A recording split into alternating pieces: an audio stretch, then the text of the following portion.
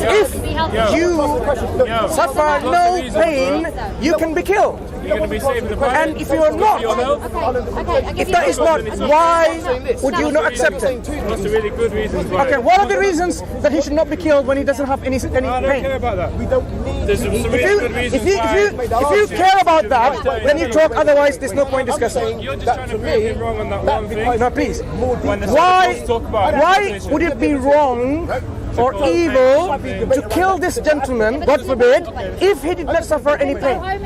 There are certain people who have medical conditions. That's one person, so you're not going to be vegan. Listen. I would like you to address the argument. I'm addressing it. If this gentleman has a medical condition where he cannot suffer any pain, why would it be wrong to kill him? Because you're taking away my life.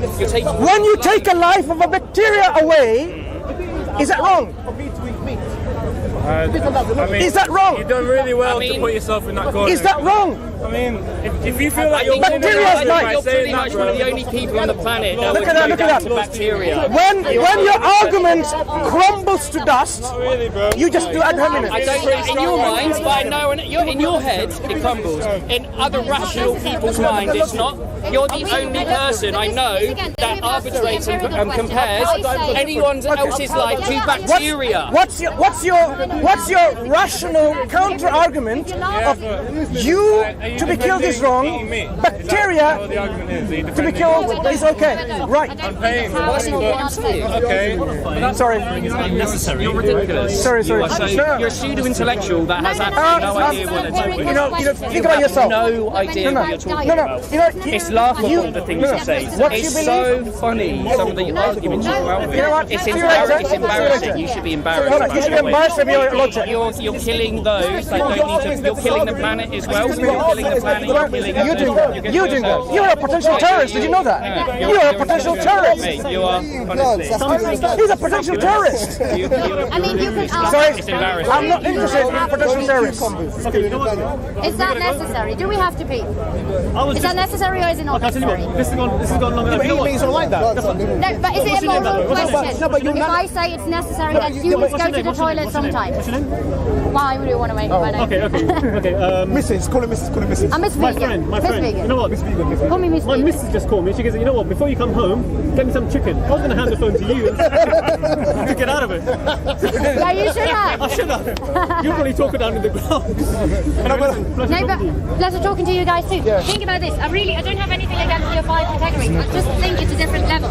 We can talk about what's necessary or not necessary on a descriptive level. It's an ethical question. It's an We can make it into an ethical question. It is. It doesn't have to be. No. It has to be. Because as soon as you use the word suffering, it's ethical. Yeah, this part is about morality, and I totally agree. I'm not denying No, but that means your whole argument is an ethical argument.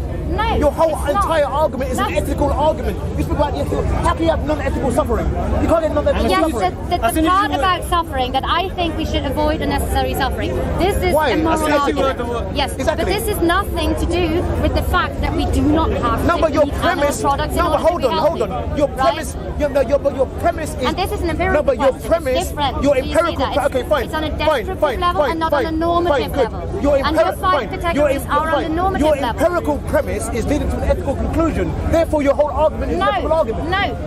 No, it doesn't. It doesn't necessarily. What do you mean necessarily?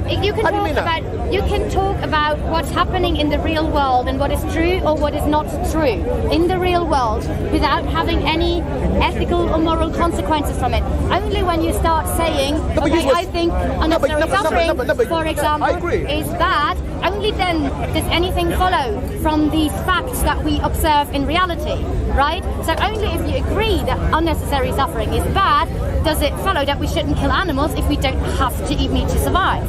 But this doesn't it's not linked with survival. It's never linked with survival. That's the wrong premise to begin with. What do you mean? So as we established, because we are allowed to eat animals, you have to kill them, and killing is necessary suffering. So the case is already closed.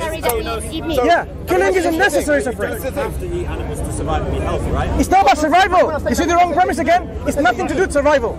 we're saying that the fact that it's allowed to eat meat. Because look, we're not saying that. But this we're, is sorry, we're not talking about the normative level here. We're not saying allowed. We're not sorry. Yes. So we're not saying that God has made it so that even if we accept the argument, yeah, Arguendo, if we accept the argument, yeah, that you don't need to eat meat to survive, right? We say that you can eat meat. In other words, you don't need to eat meat to survive. You're allowed to eat meat just for pleasure because you want to eat meat, right? So killing animals for pleasure is okay. Say again? Killing animals for pleasure. No, hold on. I'm saying this. When you say pleasure, right? Yeah. I'm not talking about people in a sadistic manner. The Prophet Muhammad said, when you kill the animal, sharpen the blade, and you show the least amount of suffering to the animal. But if I'm allowed to eat an animal, by God, that must mean there has to be a minimal amount of suffering that be caused to eat it. That's the logical conclusion. But you're on the normative level all along. So our paradigms, our ethical paradigms are clashing. The question is this: what is your paradigm based on? Now, if I say, for example, that there's a God that has allowed me to eat animals, not allowed me to torture animals, then you have to attack the underlying foundation of my argument. And it goes to ethics, it goes to metaphysics, it goes to religion, which obviously we're not going to deal with right now, right? So I'm saying this, that when you're talking about an issue of ethics, so where does the ethics come from? Because we're not saying that you can torture animals and go on hunts and this and that, all the rest of it. We're not saying that at all. But it's okay to reduce them to a sandwich just because we enjoy that sandwich. Just because you enjoy the sandwich? Look. I mean, like, look, surely your argument is... My argument is that they value their life, yeah? Say again? Animals value their life. Would you agree with this? We say animals value life. Would you agree that animals value their life? Yeah. If someone values their life and we don't need to treat them as objects, then the least we can do for them is to leave them alone. Right. You know treat what? them as an object. You know what? This is what we believe. We believe that there's a story of the sacrifice of Abraham that exists in the Jewish, Christian, and Islamic literature, right? Yeah, I'm aware of this. You're aware of that, right? There's the sacrifice of Abraham to his son. Somebody says Isaac. So God said to Abraham, take your only son and sacrifice him. Right? And he's prepared to do it. He's prepared to do it. And God stopped him. The question is the test, it was a test to see how strong his faith was. Is the test a moral test? Or is the test moral? You would say, no, it's not moral. I'm not sure. So you say, okay, maybe it's not, right? Because if God exists, then it is a moral test, surely. Right? Precisely. Precisely. Yeah. So that's my whole argument. So I'm saying, for example, that if God has created the animals, He want to give the animal life. He's just. He does not allow torture. I went through some examples with your friend.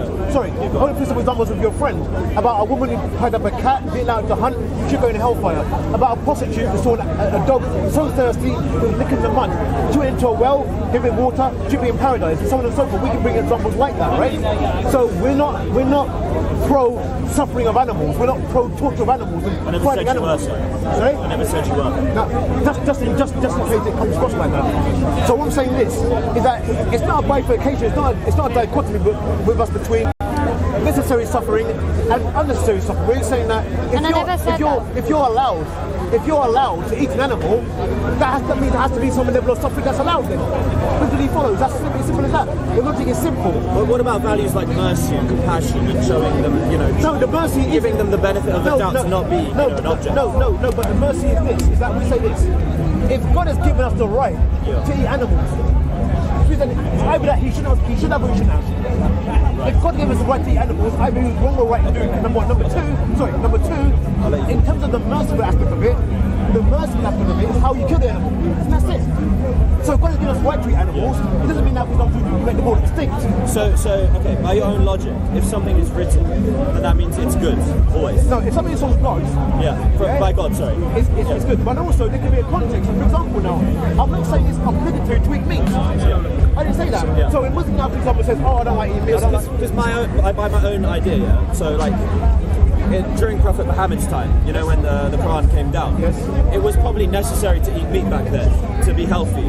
They didn't know as much about nutrition. Actually, the Prophet Muhammad, he actually spoke out against the constant eating of meat. Yeah. So in other words, eating meat all the time is actually bad. But they probably needed to eat meat to survive to some extent, right? To be healthy in that time. Because food, I imagine, wasn't as plentiful as it is now. Yeah. Okay. But there's also in religion.